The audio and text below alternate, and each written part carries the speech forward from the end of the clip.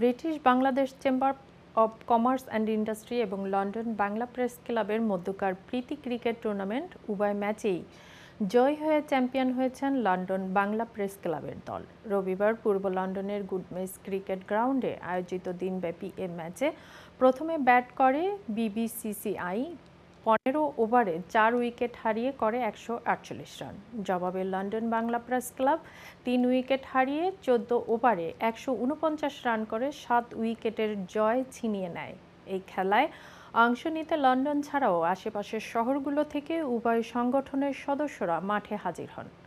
উপস্থিত ছিলেন বিবিসিসিআই এর প্রেসিডেন্ট রফিক হায়দার, সাবেক president Bashir Ahmed, director general Dewan Mahadi, London Bangla press ক্লাবের প্রেসিডেন্ট মোহাম্মদ জুবায়ের সহ দুই সংগঠনের গুরুত্বপূর্ণ ব্যক্তিবর্গ।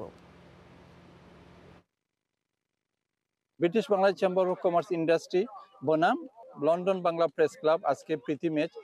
এখানে প্রেস ক্লাবের সবাই ছিলেন, আমাদের ব্রিটিশ বাংলা চেম্বার অফ কমার্সের সিনিয়র এক্স প্রেসিডেন্ট, প্রেসিডেন্ট এবং অনেকেই আমাদের সবাই ছিলেন। ভবিষ্যতে একটা এক্সাম্পল হয়ে থাকবে যে যুক্তরাজ্যে দুইটি প্রাচীন সংগঠন, দুইটি প্রতিষ্ঠান এক নামে সবাই যারা চিনে, এই British Bangla chamber of commerce industry, London Bangla press club.